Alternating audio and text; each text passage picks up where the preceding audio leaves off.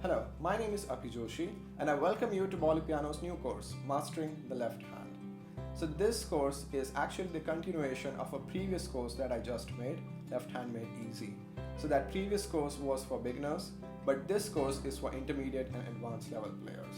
So this course is basically divided into two parts. The first part is the technical part, in which I'm going to first show some exercises which can improve your hand strength, your finger strength, wrist flexibility, hand independence, and improve your coordination between your left and right hand. And I'm also going to teach you some theory about some very fancy chords like the 7th chords, suspended chords, add 9 chords, which you can use in your arrangement. The second part is the arrangement part. So in this second part, I'm going to show you the most important accompaniment techniques, the arpeggios and the block chords. Not just I will show you how to play them, but I will also show you how you can use them in your own arrangements, songs or compositions. So thank you so much for joining, and I will see you in the second video of the series. Hello, welcome to the second video of the series.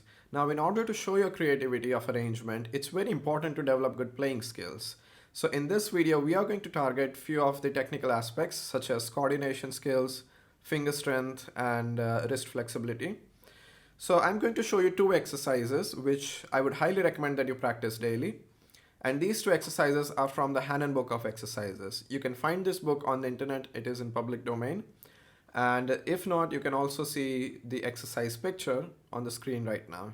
So this is the very first exercise I would recommend. This is the second numbered exercise in the Hanon Book of Exercises. So it goes like this. First, I will break it down and explain, and then I'll play the entire exercise. So let me play it very slowly.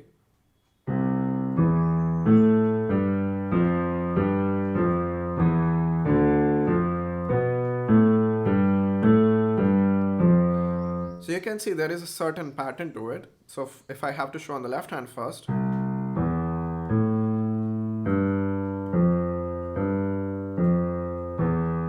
And now you have to move one note higher.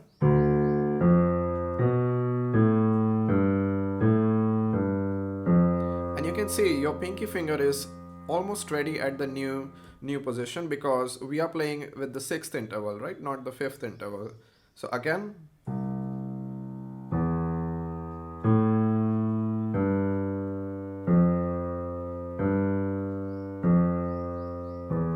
So this exercise is in the time signature of 2/4.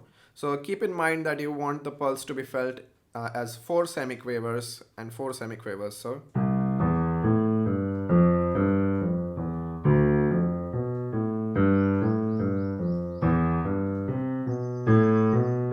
here I'm exaggerating to just show you the pulse, but you can play it in a normal way. So let me show this exercise with the right and left hand. For the right hand, it's the exact same as the left hand. So I'm going to play the full exercise at a very slower pace. So you can start with slow pace, first learn this exercise, and then you can try it with the metronome and build up good pace. Okay, so let me start.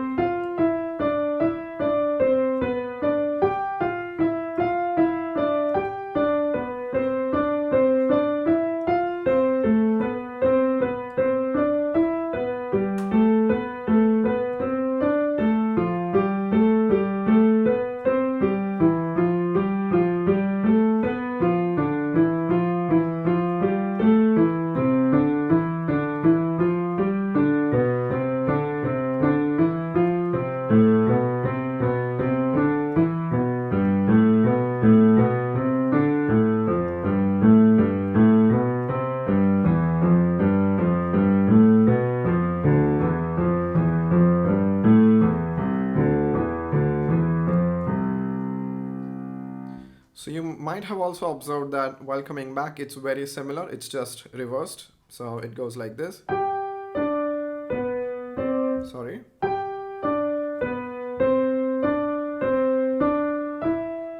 So it's completely opposite of while we were going forward.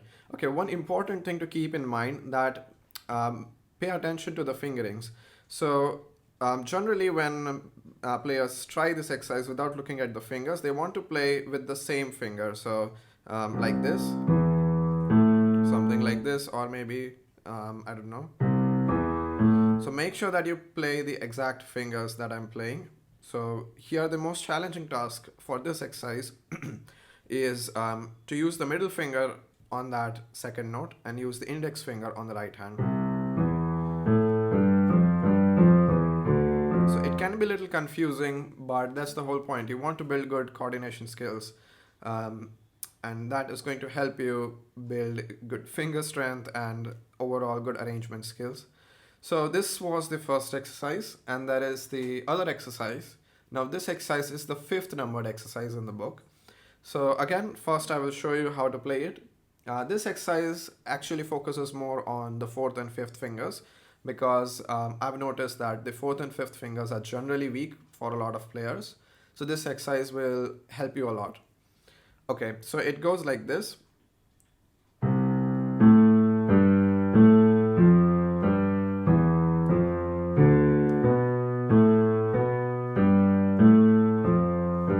So you can see this pattern. And then remember to divide this exercise into 4 plus 4. So there are total 8 semiquavers in 2/4, right?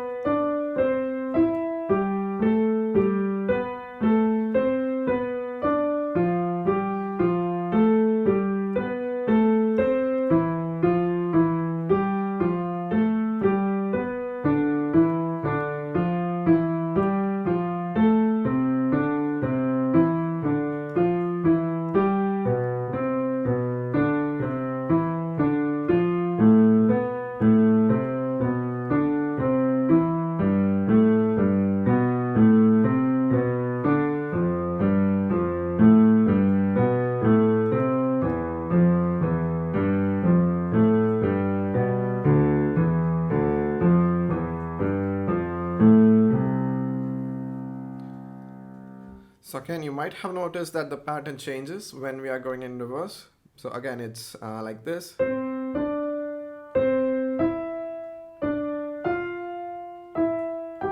So whenever you get confused about a certain pattern, it's important that you break it down into pieces. So you can break down these 8 notes into 2 notes, 4 parts. So this is the first, second, third, and the fourth. Now one note lower.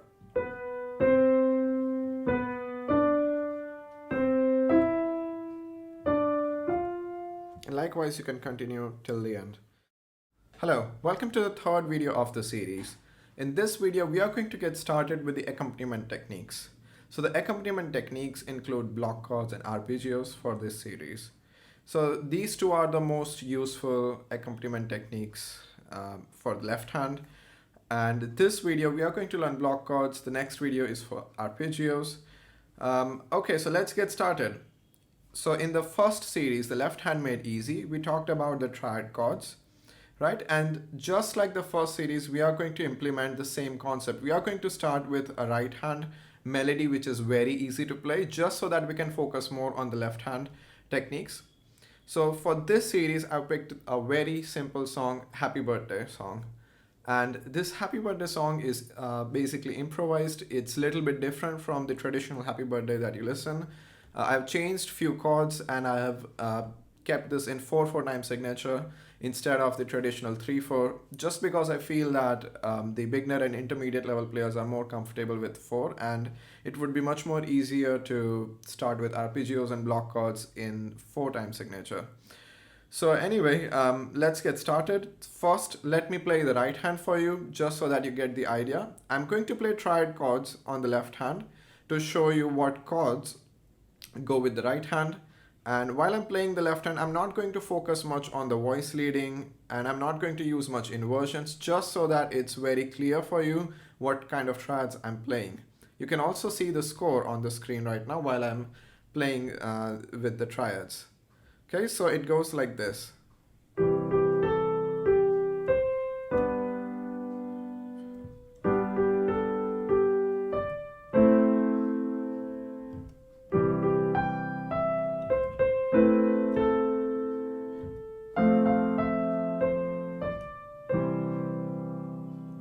Okay, very easy and very straightforward. Left hand, you could see the triads that I was playing: C major, G major, A minor, and F major. These 4 are the only triads I have used in this improvised Happy Birthday song. So now let's get on to block chords. So block chords we had also discussed a little bit in the first series, the beginner series, Left Hand Made Easy. So if you're not familiar with that series, I would highly recommend that you check out the previous series. And in that series, we have talked about triads and very simple block chords, arpeggios.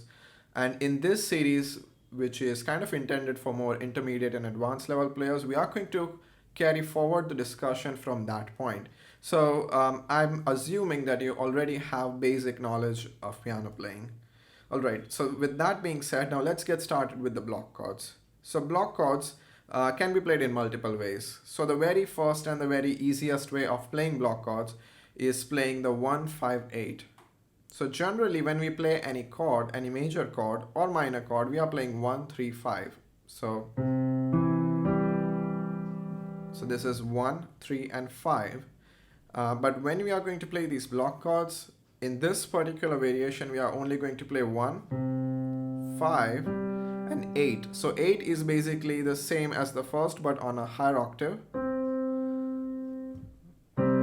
So you can see in this specific block chord, you can't feel that major chord feeling, that happy feeling, which generally is when we are playing the major triad. But on the other hand, it sounds very solid, and it gives a lot of calmness to the music, and at the same time it's just very profound and solid while you're playing the melody on the right hand. So now what we are going to do, we are going to use these 1-5-8 type of block chords for the Happy Birthday song. So C major, it's going to be like this. G major, again 1-5-8. The A minor, again 1-5-8. And the F major, 1-5-8. Okay, another upside for this block chord is that it's very simple to play. You can quickly shift between different chords, which is not always the case for other kinds of block chords. So this is the upside. The downside is it doesn't sound that great, but okay, let's see. It depends a lot on the melody. When you are going to arrange, you will have to focus on the mood of the song, and you will have to make a decision wisely that what kind of accompaniment technique you want to use. All right, so let's have a look at this 1-5-8 block chords. So it goes like this.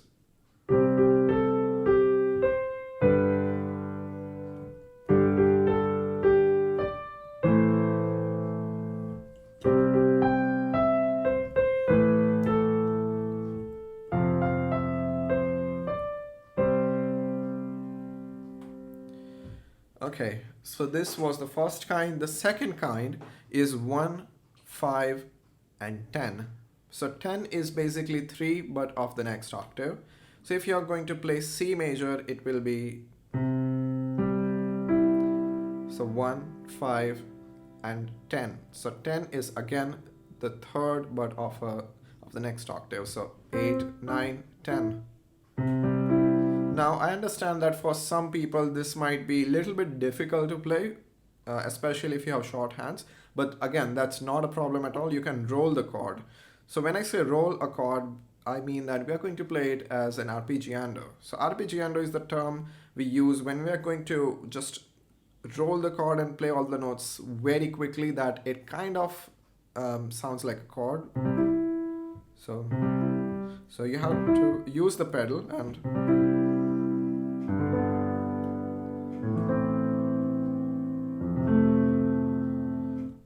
okay, so I'm going to roll the chord, but if you are comfortable playing the full chord, that's also fine.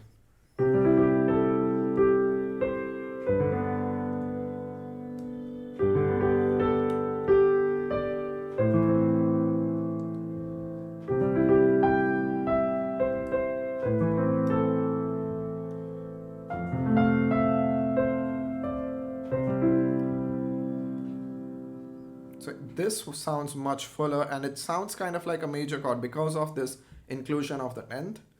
And well, in this case, maybe you can argue that it's not as profound and solid as 158. This is a little bit softer and more tender, whereas this is more solid. So it depends on what kind of melody you are playing, and you have to use the block chord accordingly. Now there is a very interesting way of playing block chords. The technique is we are going to play octaves on the lower octave. So playing octaves again means you are going to play the 1 and 8. So if it's C major, and then on the next beat we are going to play this, or maybe even 158, that's also fine. And with the help of this, it's going to create a nice contrast and it's going to create a good mood for the song. It's not going to sound empty. One of the big problems for block chords is a lot of times there's no movement on the left hand and it kind of sounds too calm and does not involve much movement. So we can involve more movement by using more block chords. So we can have the lower bass notes on the strong beats, and then on the relatively weaker beats we can use the higher octave block chords. So you can see when I'm about to play, you can focus how I'm playing the lower octave and then on the higher octave.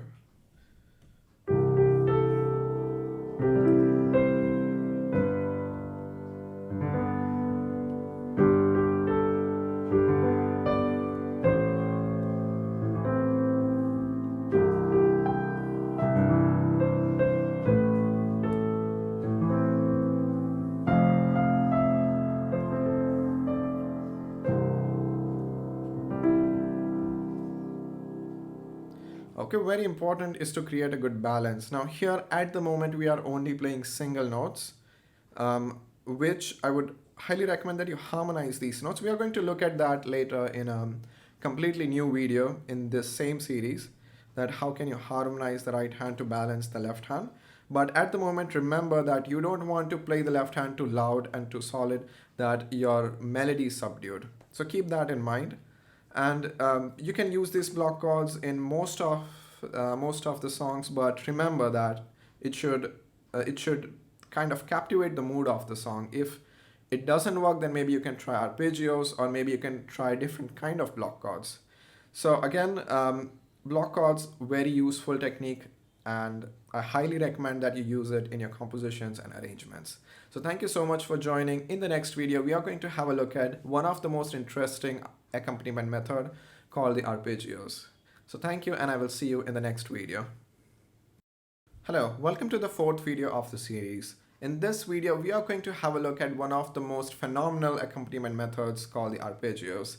And I'm not even over exaggerating, because this was probably one of the first things that caught my eye and like the very first time when I saw arpeggios, I knew it that I wanted to be a full-time pianist. So it's very captivating. It kind of sounds like, you know, waves going on the left hand. And this is how I kind of got into piano covers and arrangements and compositions.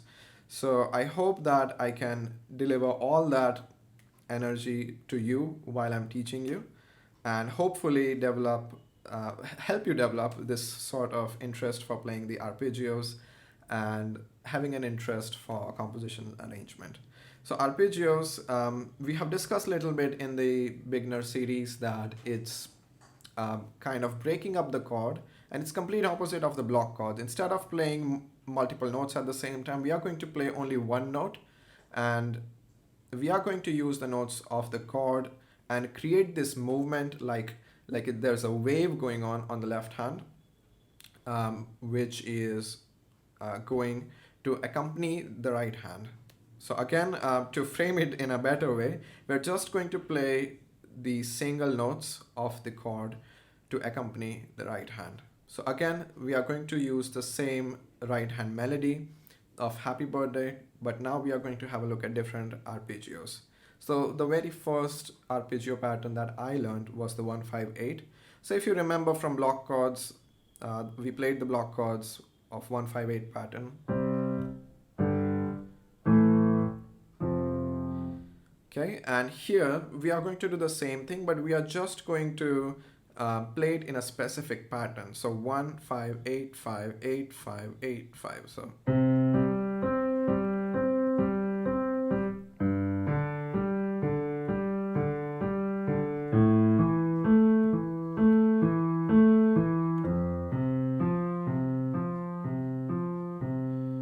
okay.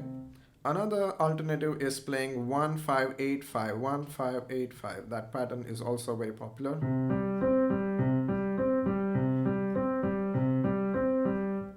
So you can also use this pattern. Okay, and now let's see how it sounds with the right hand.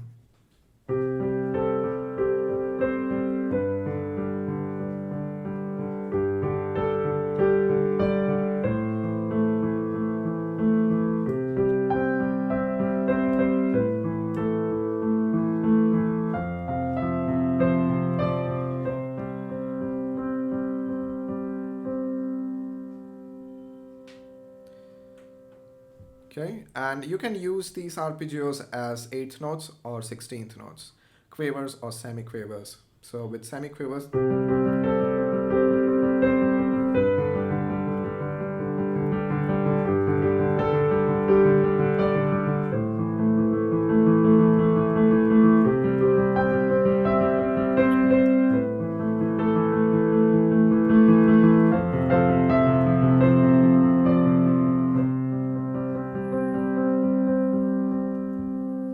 so if in case you want to create more movement on the left hand, then you can play it as semiquavers. Okay, so this was the very first, most basic pattern. And now moving on to the next kind of arpeggio, the 1 5 10 arpeggio. So again, we covered these kind of block chords in the previous video. So just to give you a reminder, the C major arpeggio, but we are going to play in the same fashion.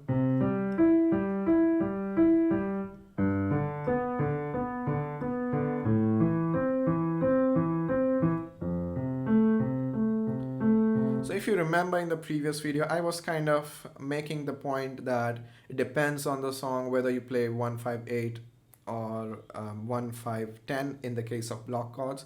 But when it comes to playing arpeggios, most of the times I would highly recommend you to play 1510 and not 158. The reason is that arpeggios are single notes that we are going to create, that we are going to use to create movement on the left hand, and you don't want it to sound empty. So when you play 158, you are not going to have that solid profound tone that you had while playing block chords, and it's going to get diminished because you are going to use in this broken note pattern.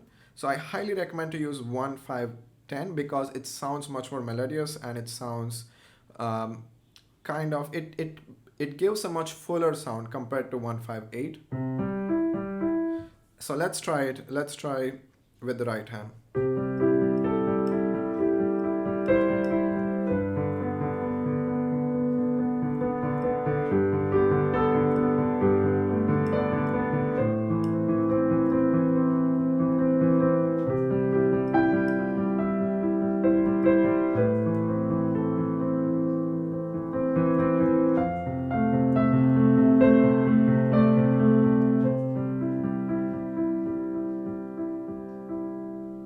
And you can see with the help of just one note change from 8 to 10, it creates way better, more emotions, and it creates a way more fuller sound compared to the 158. So I highly recommend 1510. Now let's move on to the third arpeggio pattern, which is basically like this. So 1 5 8 10 8 5 1 5. Now a lot of people are also using a different fingering for this sort of arpeggios, so you can also use this.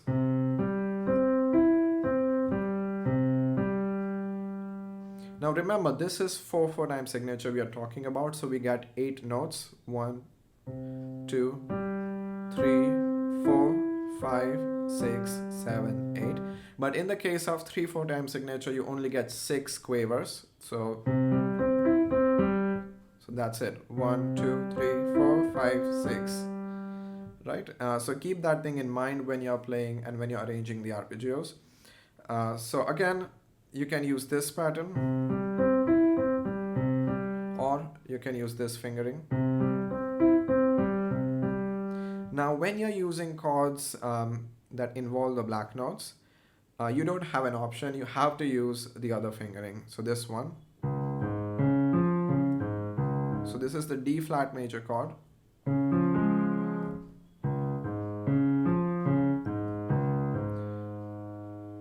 So keep that thing in mind. It's also very tricky if you're playing, let's say, chords like B flat.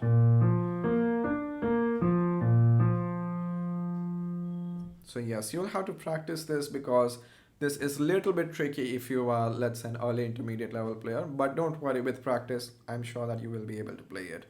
Okay, so now let's try to see how it sounds. Again, you can play in 8ths or 16ths. That's up to you depending on the song's tempo and the song's mood. At the moment, I'm going to play in 8ths.